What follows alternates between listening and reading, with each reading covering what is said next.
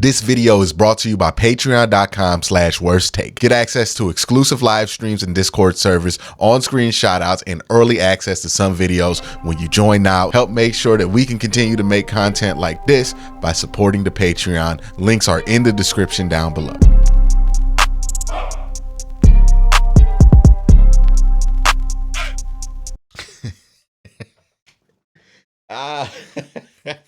I'm gonna be honest with you. I'm kind of surprised that this is the direction that the Pittsburgh Steelers went in.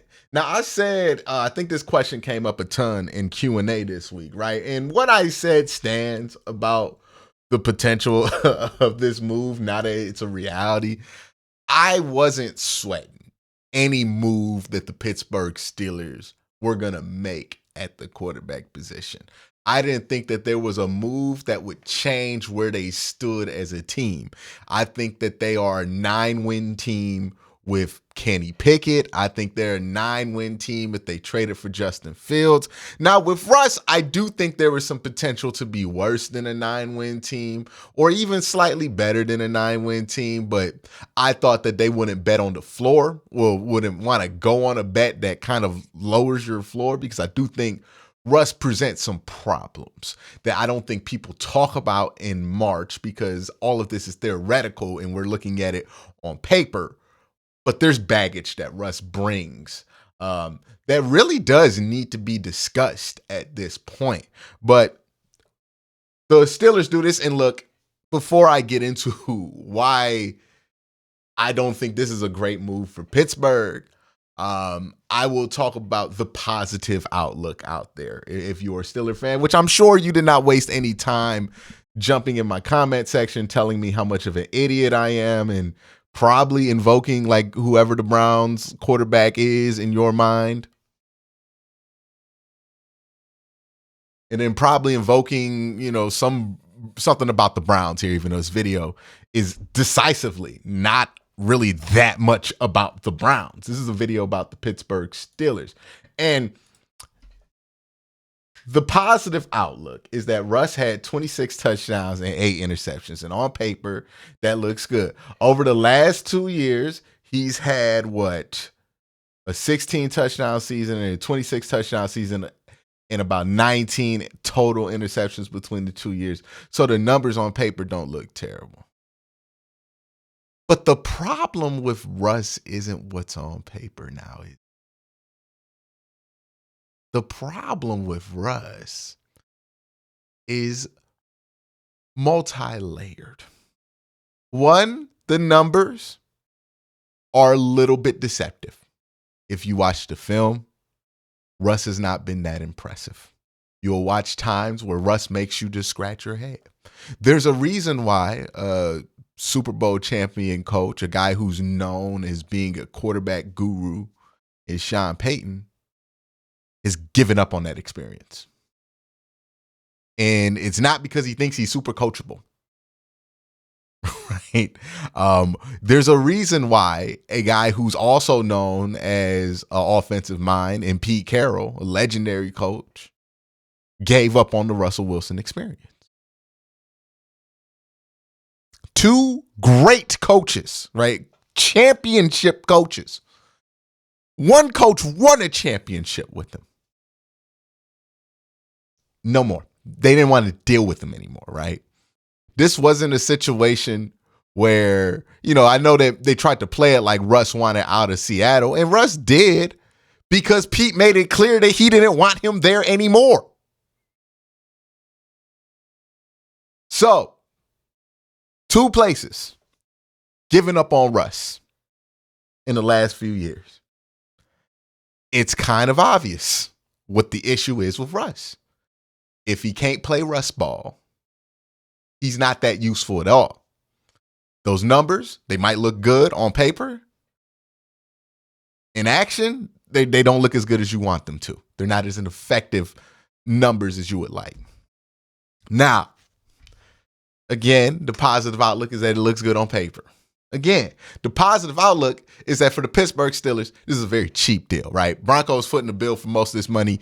Russ only making like $1.2 million on your cap. It's a super cheap deal. It's arguably cheaper than bringing in Justin Fields. And if this doesn't work out, theoretically, you can bench Russ for Kenny Pickett. And cap-wise, on paper, it's no big deal. But come on, man. Come on, man. Like, yeah, if this were Madden, it would be a perfect move. But Russell Wilson carries baggage because we all know the name Russell Wilson. Russell Wilson signing with the Pittsburgh Steelers was enough for me and Engraven to make videos about the Pittsburgh Steelers. So this ain't like benching Mitchell Trubisky or Mason Rudolph. This is Russell Wilson. And while a lot of us think Russell Wilson is cooked, it's still Russell Wilson. That name means something to people. Another issue is that Russ is 35. Now, I know people act like quarterbacks can play forever, but usually you see a stark fall off with most quarterbacks at the age of 35. Now, we've already seen what feels like a stark fall off for Russ. And he ain't even 35.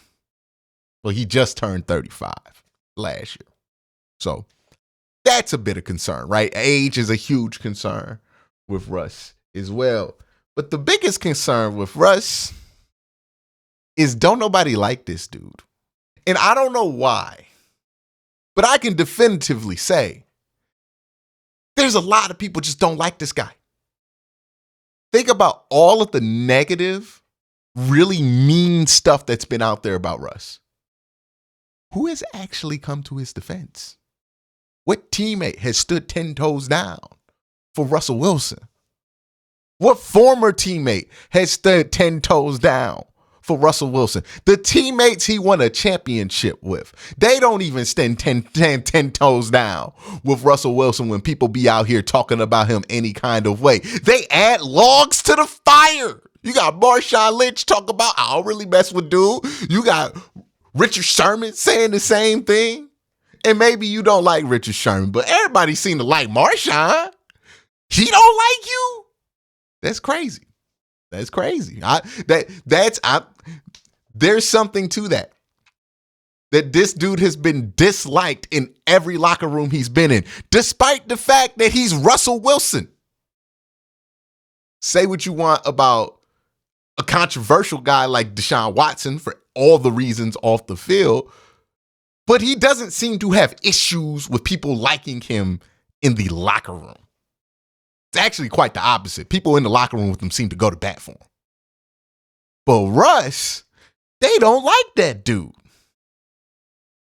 And now, if you bring in Russ, because again, it's March, we're not thinking about any of this shit in March, right? We're not thinking about what the political ramifications in a locker room are of bringing in Russell Wilson to compete for the starting job in March. Because again, we're only looking at the numbers. It's all hypothetical. It's all on paper. And on paper, this makes sense on paper. I'm not going to tell people it doesn't. It makes sense. You can even argue that the Steelers might be a better team on paper, but in practice, I see a ton of issues. One, this is a Pittsburgh locker room that wasn't already that tight to begin with, right? We know all the issues that the Steelers locker room uncharacteristically under Mike Tomlin has had over the last few years. Guys arguing with other guys, quarterbacks and wide receivers, getting into fist fights, arguments on the sidelines, fights on the sidelines. Like the Pittsburgh Steelers locker room does not seem like the most stable environment. It's not like you're bringing in Russ and going to detox him with a good organization. This ain't a good situation. The house is not neat for Russell Wilson. And then you bring in Russell Wilson, who might have the effect, like, let me be fair here. He might have the effect that he makes everybody on the team dislike him so much that you do bring the team together. So maybe that's a possibility. Maybe Russ pisses everybody off by the end of October. You cut him and you have a closer team because you had Russ to unify the whole group around. Maybe Mike Tomlin is playing 4D chess, but you really got to talk about that. In a locker room setting, nobody likes this dude. Nobody goes to bat for him. You got all kind of dudes on the Denver Broncos just talking about him any kinds of ways. They don't usually happen to the quarterback. Like, Mac Jones is a pretty unlikable dude from all accounts. People still go to bat for Mac Jones, man, just because he played quarterback, right? Like, it's an issue for Pittsburgh, man. And you got some volatile personalities in that locker room. George Pickens is not going to like when Russ doesn't see him on the middle of the field. That's a big problem with Russ. Hey, man.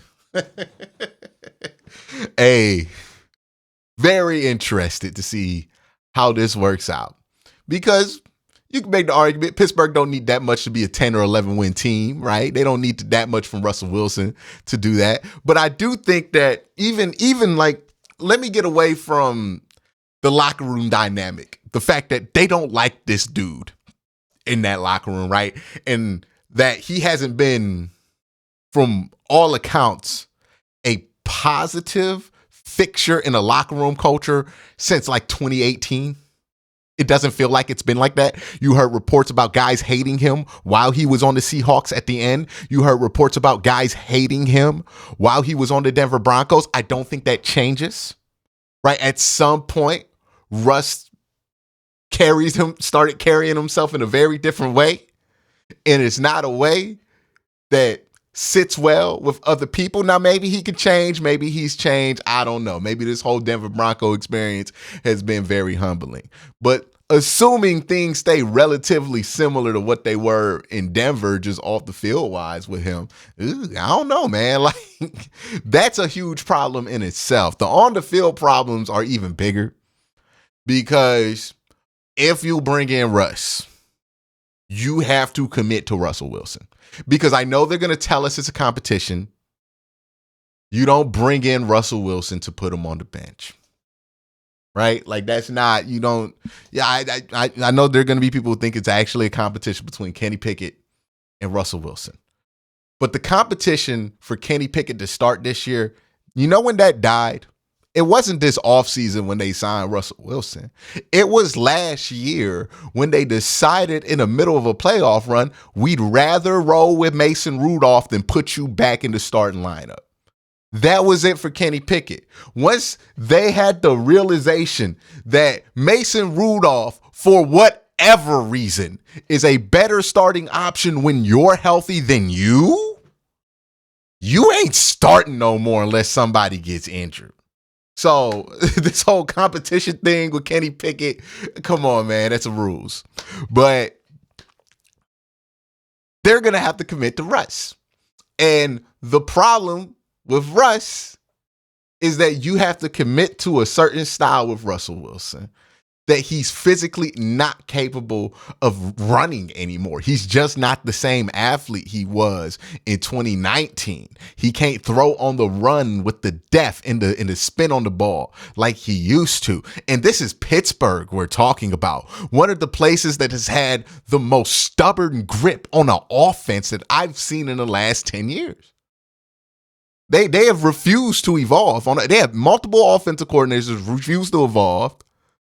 They're not going to adjust anything they're going to adjust some things to Russ, but I don't know if those adjustments are going to be sound. Can you really trust the offensive operation out of Pittsburgh?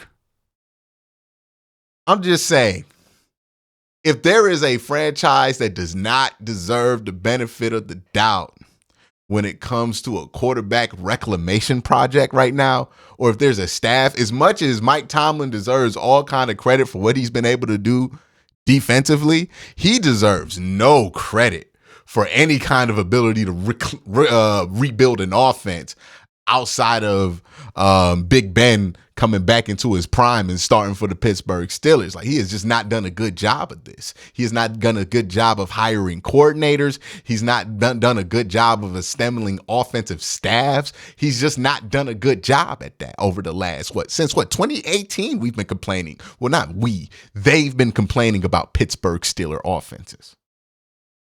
So now you get Russ, and you're going to try to, like, Russ sees this as a merger, by the way. Like, if Russ is not at the point to where he sees himself still as superstar Russell Wilson, it's going to be a disaster. But we'll see, man.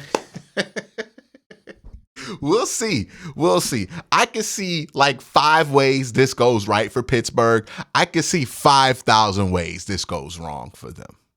That's my thoughts. Let me know what y'all think, right? Look, the Browns are in an interesting spot with quarterback. We all know Deshaun Watson. You know, we still trying to figure out what we got there after the suspension and everything. He's only played 11 games. So I understand Pittsburgh Steelers fans' urge to tell me to shut up. I don't know what I'm talking about. But I do cover the AFC North on my channel, AFC North Talk. And I did this video to let y'all know that AFC North Talk is going to be back this Tuesday. So make sure you're subscribed to that channel. If you're not, have your notifications on because we coming back. The boys are back this week. We're going to be talking about free agency. It's going to be a fun show. So make sure you're subscribed. But peace.